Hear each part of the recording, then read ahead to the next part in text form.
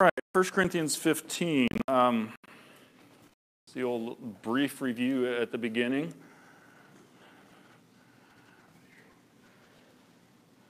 And let's get started. What was covered last week? I was sort of out of it last week, so you guys need to help me because I had minor surgery to have a tooth removed. Resurrection. What about the resurrection of the dead? He talked about 9 different cases in the Bible where there were people who were raised from the dead throughout the entire Bible, but that Jesus was unique in all of that, obviously, because he was without sin, and that his body never saw corruption. The others did. Okay, so and I really like to hear some of this because I wasn't able to make last week. Who are some of these 9 people? Lazarus is one of our obvious choices. Who are some of the others? Dorcas. The daughter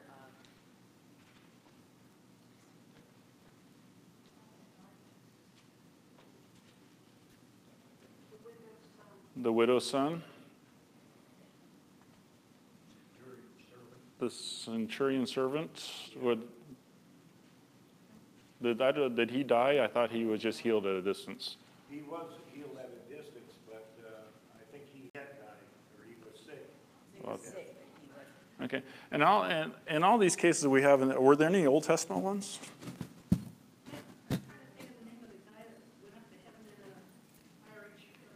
Okay, that's not a resurrection, though.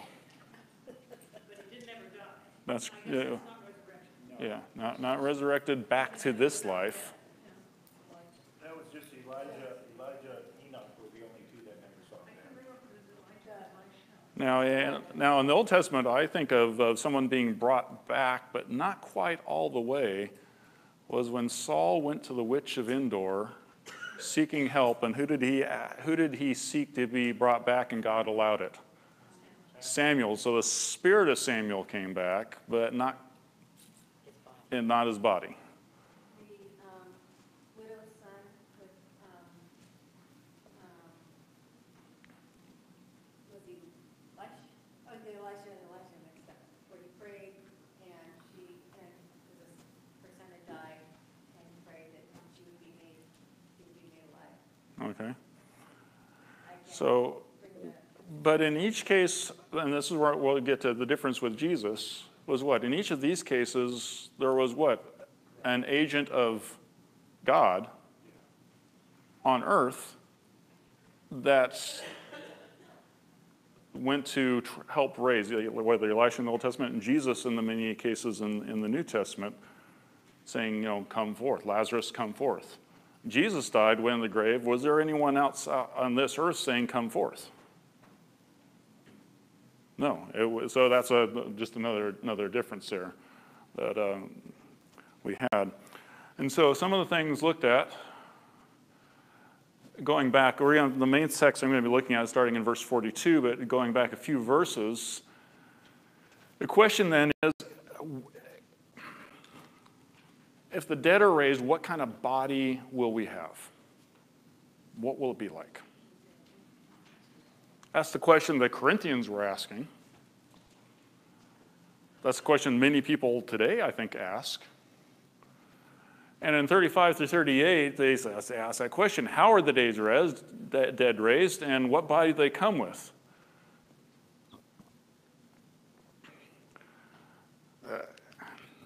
They often tell us there's no stupid questions.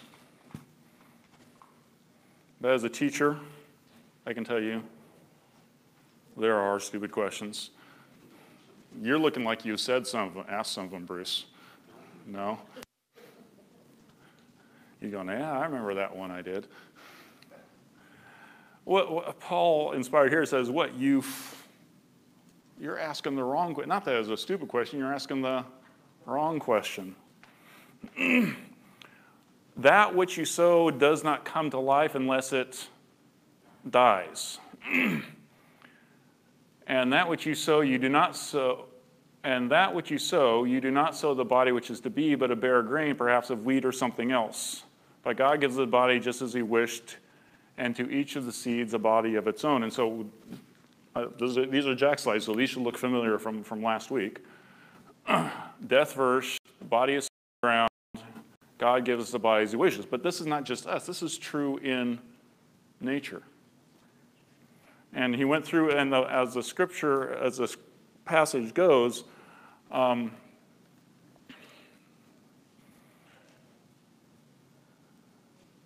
it's different. It's the same process throughout nature.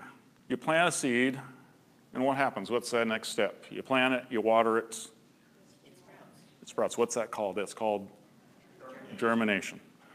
Okay? And then eventually grows up into a plant. So let's see, which is this there we go. So at this point right here, at first, I did a little review. It first sends out what? Roots down to establish root and gather water and stuff from the soil, air from the soil. And then it sends up. Where does it get the energy to do that? From the seed itself. The husk is what?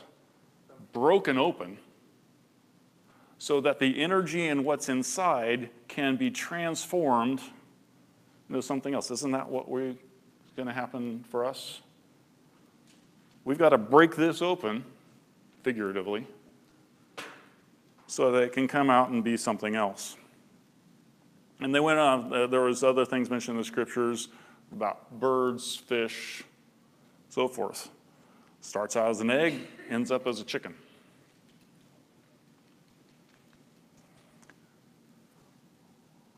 The egg must what? Break open and change to produce the new life. That which goes in the ground is different than that which comes out. So many movies have what? We go in the ground and then angels come back, and they were always in the form of people. Why? We don't know what they look like. So,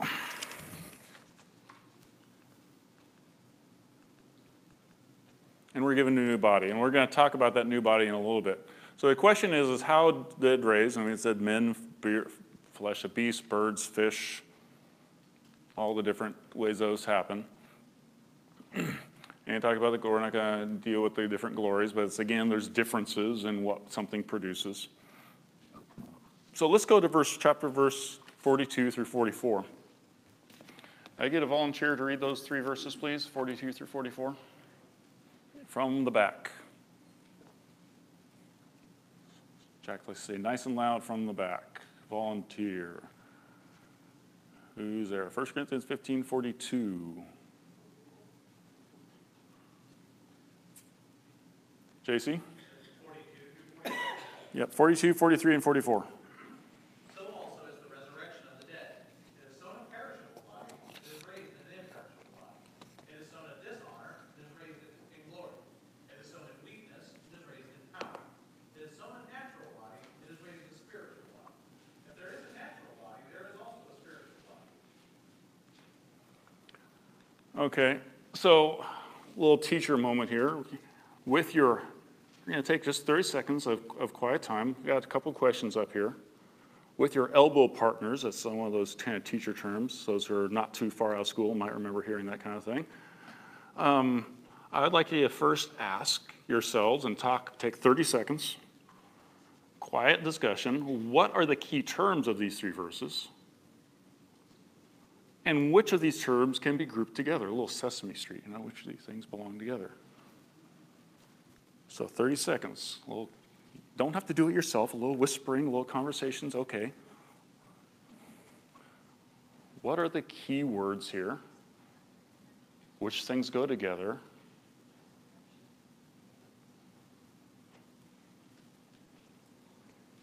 "30 seconds now.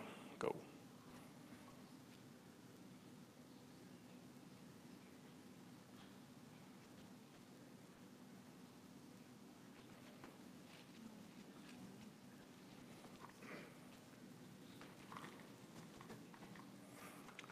I would highly suggest maybe with a highlighter or a pen underlining and marking in your text which things are this go together and which are the key terms.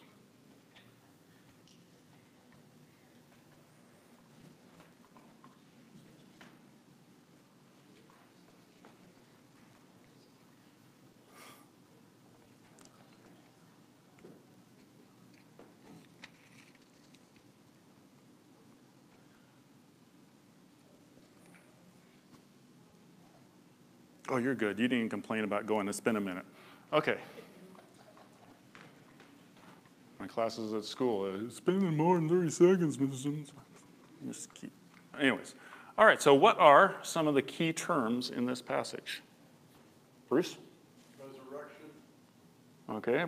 Bruce has resurrection Spiritual body. and spiritual body. Okay.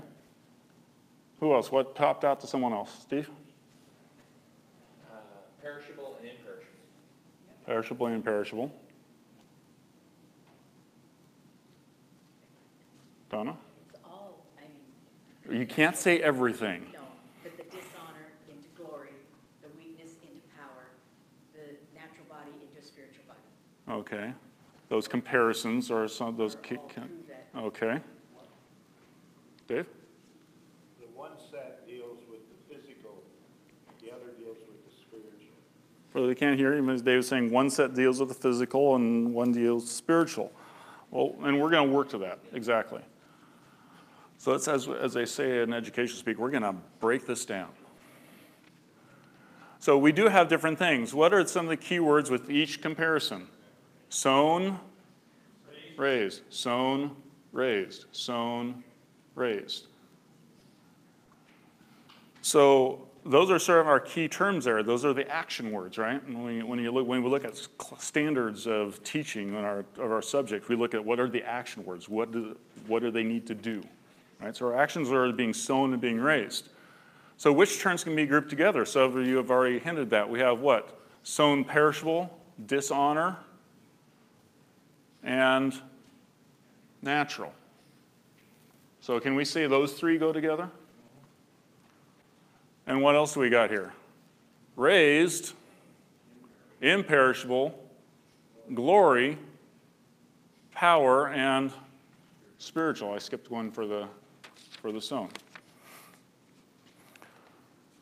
So we have these things that can be grouped together. We're sown perishable, raised imperishable. Sown dishonor, raised glory. Sown weakness, raised power. Sown natural, raised spiritual. So the obvious question here, there's going to be one of the obvious questions like who's buried in Grant's tomb? Grant. Okay. Which is better, that which is sown or that which is raised? Which is raised. Where are we now?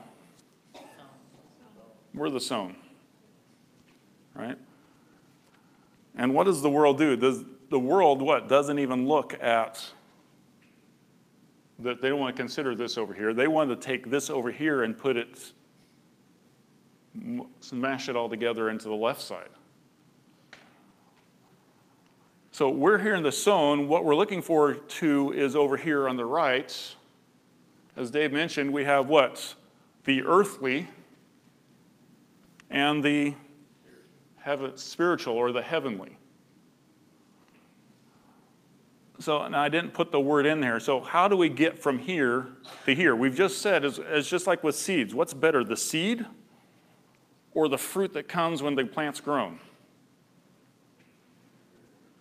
The fruit, right? You want the fruit. That's the better, right? I plant strawberries. I'd rather eat the strawberry than have a strawberry seed. You ask any little child, do you want this seed or do you want the strawberry? They're going to say the strawberry, unless they're allergic to strawberries, I guess, whatever the food is. Well, too many buttons. So we're here, we want to be there. What do we have? What's here? What's between them? Death. We've got to what? As the seed and as the Lord said through the scriptures, what? We've got to what? Leave this. Use the examples of seeds, right? Of growth. We're a seed now, and what do we have to do? The shell has to be broken so that we can get what we're wanting to have come. So is death a bad thing? No, it gets us to where we want to be. Now, should I go seeking it? No, that would be sort of stupid. That's not my control.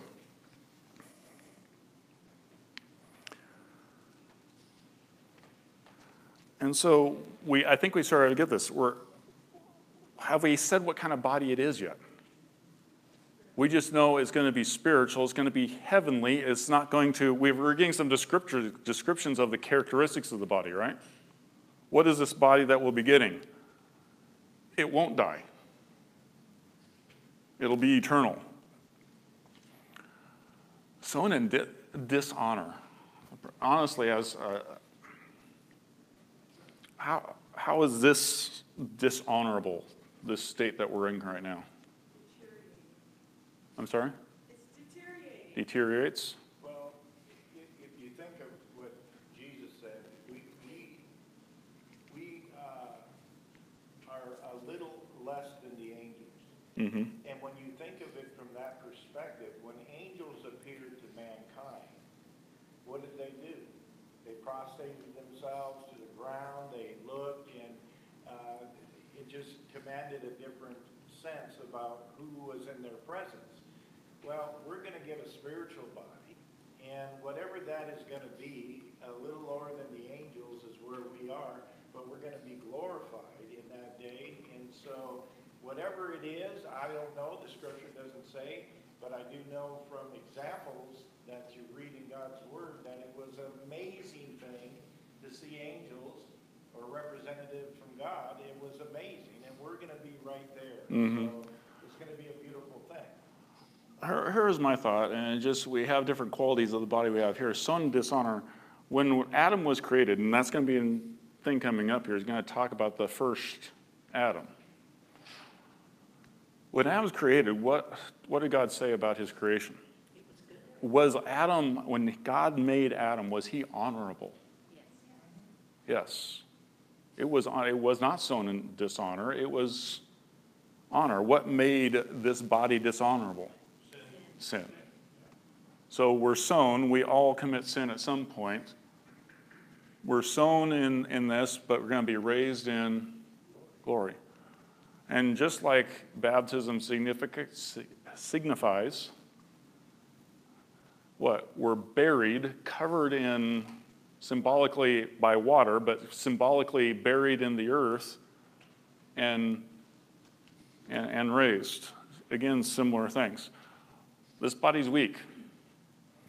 I've been slowly painting one side of my house at a time.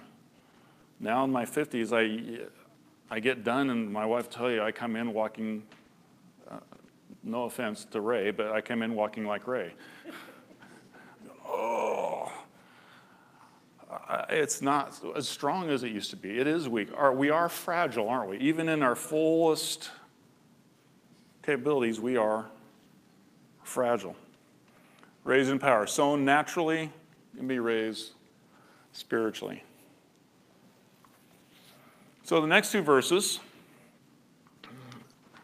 Marv, could you read those for me? 45 and 46. They're on the screen there, but. So it's also written, the first man, Adam, became a living soul. The last Adam became a living spirit. However, the spiritual is not first, but the natural, then the spiritual. Okay, we got to start natural before we can become physical. And so let's ask some, hopefully, questions that are fairly easy. First of all, this first verse is the first man, Adam. It takes us all the way back to Genesis. What separates Adam, man, from the rest of creation in that 6 days? Because there was incredible, miraculous power displayed. As with a spoken word, the entire universe springs into being. God spoke the creation, Mm-hmm. everything but man. And man he formed and breathed into his nostrils the breath of life. Okay, so man, first of all, who's the first Adam? Adam. Okay, the easy question. It says man became a living soul. The actual, I thought I wrote it down.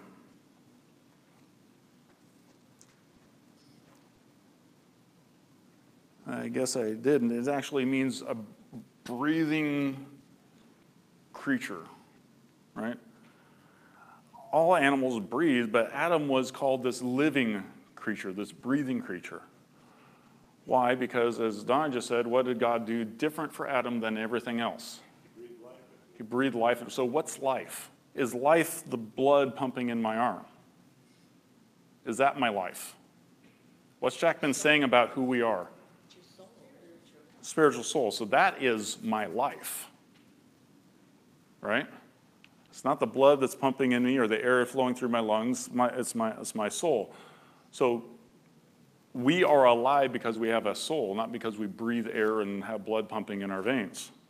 We're alive how? Not physically, because physically, my cat is alive. But my cat is not this. So when he says, when we're talking about Adam became a living soul, it's not talking about physically, it's talking about having a spirit inside of him. The last Adam, hopefully most of us can intuit this. Who's the last Adam? Jesus. Became a life-giving spirit. Now, the reason I mentioned this before, the words here actually meant a living, breathing creature, physical. So again, he's still on this physical, spiritual connection. Starts physical, ends spiritual. First Adam, physical. The last Adam, life-giving spirit. It's not the spiritual first, and that's what 46 sort of then emphasizes.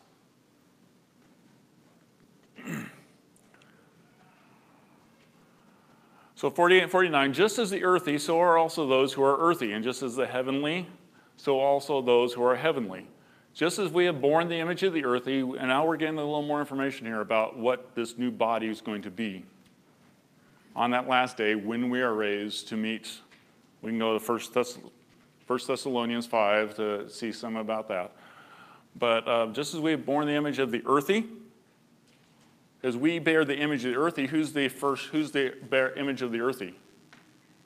Who's the poster child of the image of the earthy? The first Adam, right? We bear the image of Adam now, right? Just as we bear the image of the earthy, Adam now, we shall also bear the image of the heavenly. That would be what? The last Adam, which is Jesus.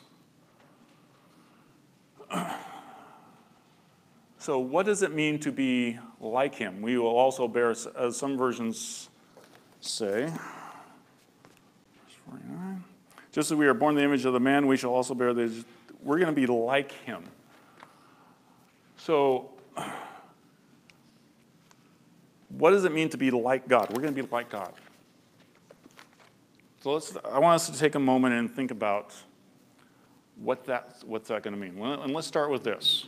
How has God, the Father, Jesus in the Old Testament, appeared to man as? How has he appeared to us?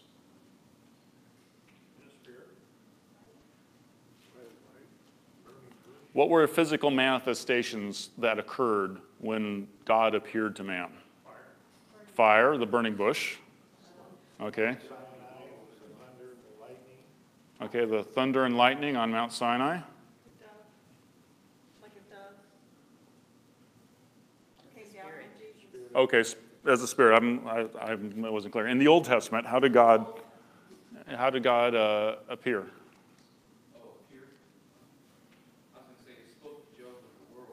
Okay, a whirlwind. The pillar of smoke and fire leading the children of Israel. Was the burning bush there? Burning bush. So, in all the cases, God never presented himself physically in any form, right? It was out of natural whirlwinds, fire, pillars of cloud and fire, voices like the many waters, right? Does that mean that's what we're going to be like? we know physically that when Moses went up on the mountain and when God's presence was there, as Dave just said, it what? Thunders and lightnings and storms such that the children of Israel said what? Yeah, don't you go lest we die, to paraphrase. So Moses went up there, and while he is on the mountain, what was one request Moses made? That he might see God. That he might see, and I always say see God too, but when I went back and read it, it's what? I want that he requested that I might see your glory. Moses had a little wisdom in that I cannot see him. And that's what God says later in that conversation. In Exodus 33 there, just going back to there briefly.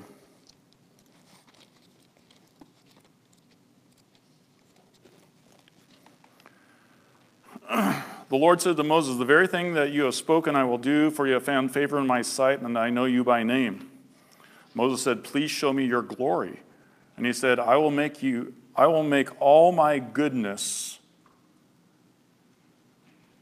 We pass over that sometimes. God says, I'm going to make all my goodness. You're not going to miss any part of it. All of it. I don't think we can fully comprehend that. Pass before you and will proclaim before you my name, the Lord, the I am. And I will be gracious to him, be gracious, so mercy to I will show mercy. But he said, you cannot see my face, for man cannot see me and live. The physical cannot see the spiritual and live. It's not there. You can't do it. And so when God appeared to man, it was always in some other form that man could bear and deal with. Yet, what does it say? And this is just, it's incredible. I can't fully comprehend this. We will bear his image when we release from this physical. I don't know what to say to that. Now, there were some interesting passages in Genesis that God appeared to, it said God appeared to Abraham. It doesn't say how. Maybe it was a vision, maybe it was a dream. We don't know. So there are some other appearances the scriptures talk about of God appearing, but it doesn't say how he appeared. All we know is that Abraham could not have seen his face because he couldn't have lived and done that. So let's go to 1 John 3. Verse 2 is up there, but we're going to probably take a little bit more, look at more of that.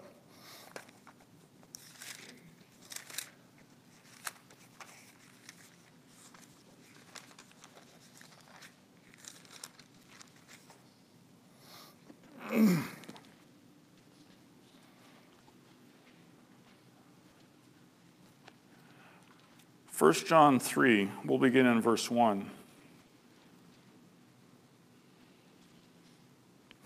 See what kind of love the Father has given to us, that we should be called children of God.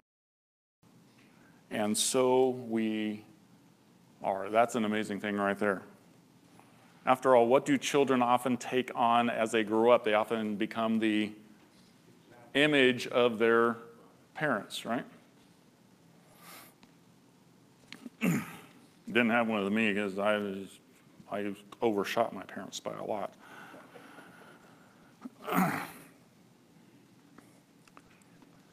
The reason why the world does not know us is that it did not know him. Beloved, we are God's children, verse 2. We are God's children now, and what we will be has not yet appeared. I'm reading from the ESV. But we know that when he appears, Jesus, God, we shall be like him because we shall see him as he is. And everyone who thus hopes in him purifies himself as he is pure. When he appears, we'll be like him because we will see the face of God. So we can't be physical God told Moses, no man can see my face and live. But when he appears, we have to be changed. 1 Thessalonians 5 talks about this as well, the twinkling of an eye, so that we can become in his image so we can see his face.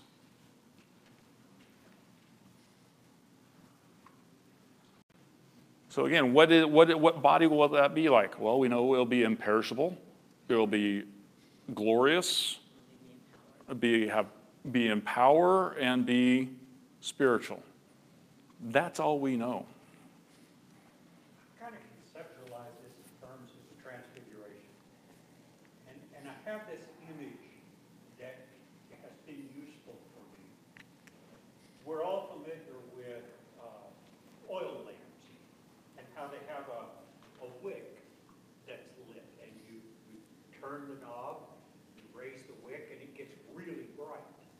And then you turn the wick back down, and it's the same wick, and it's the same fire, but it's just not as intense. It's not something we can look at. And I think what happened, if this is kind of the way I conceptualize it, when Jesus came to the earth, he had to turn his wick way down low so that we could be around him. And when he went to the Mount of Transfiguration with the three apostles, he kind of turned it up a little bit. But he didn't turn it up all the way, but he turned it up a little bit, and those three men got to see, maybe this is the wrong way to say it, they got to see more of Jesus when he turned his wick up a little bit, and then he turned it back down so that we could be around him. But I think when in the resurrection, what happens is he can turn the wick all the way up. And it's kind of like looking at the sun as it emerges from the eclipse. It burns your eyes. You can't look at it. It's just too much. And I see that as what's happening. What Jesus will appear to be will be recognizable to us as Jesus. Because we will see him as is, so we'll recognize him, yes. As the sun, when it emerges from the eclipse, it's still the sun. It's just like when you come from absolute darkness into absolute light, your eye can't accommodate that. And so that's what Jesus is doing. In the resurrection, yes, he's recognizable. We will still know that that's Jesus. And so, Ask the men on the road to Emmaus. Said, how did we walk with him for so long and we didn't recognize who it was? So there's something recognizable about this new body. It may be that we just are finally able to see what a spirit looks like. to even say what something looks like means using eyes, which again is a whole other concept. But I appreciate that. When we consider things like this, we all have to come to some sort of understanding in our own minds of how that will be, and I think everyone will have that a little differently. I appreciate you sharing what you do, because sometimes that helps others to perhaps gain their own understanding, as almost be by faith. And so when he comes, we'll be just like him. We do have one description in the scriptures of Jesus as a spirit, but it's a figurative description. If we turn to John, Revelation, not John, it's written by John, written through John. If we turn to Revelation chapter 1, what do we have there? We have a description of Jesus in his full might and glory in the heavenly realm. But done, as he just said, done in such a way that it's maybe, not that it's actually dimmed, but it's sort of filtered so that we can grasp it. Because in Revelation 1, verse 12, he says, "Then I turned to see the voice that was speaking to me. And on turning, I saw the 7 golden lampstands. In the midst of the lampstands, one like a son of man. We know this to be Jesus. Clothed with a long robe with a golden sash around his chest. Now, first of all, we know this is not actually what Jesus looks like. Why? Because this is a physical description. We know it's not going to be a physical body. It's going to be a spiritual body. But this gives us what? A sort of a feeling of what this body is. Golden sash. The hairs on his head white like white wool, like snow. His eyes like flame of fire. His feet like burnished bronze refined in the furnace. His voice was like the voice of the roar of many waters. And so forth and so on. So what is it depicting in a way that we can possibly understand? Something grand and glorious and powerful. And we get to be just like him. I don't think about it enough. But I tell you, it wasn't those thoughts, but the thought of David's psalm where he said, and Jack mentioned this last week, the thoughts of what is man that you are mindful of him. As I stood there at the Cape Mears Lighthouse and looked out at the vast ocean and the giant rocks and everything like that, I'm going, wow, I'm pretty small. I think of the Apostle Paul when he was allowed to see things that no one else had, but he was not permitted to speak about them. Whatever that was that he saw, I just take the word at its word and trust that it's grand, because he said to depart is better, but it's more profitable that he stay for them. Mm-hmm. And he was betwixt between the two, because his concern over those, obviously, his fellow men and what have you, but he said it's far better. It's so much far better. And so that's what we look forward to. Whatever he saw, he can't talk about Yeah. it, but I know we're going to see. I think we'll get to see what he saw Yeah. ourselves. So continuing on,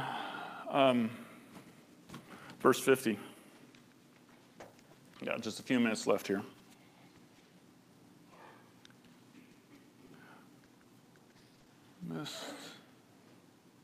Verse 48, 49, there we go, yes.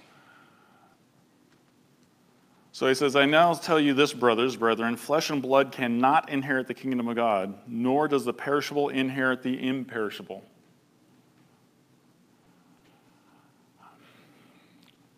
Are we when we're baptized, the scriptures say we're added to the kingdom, but are we actually there yet?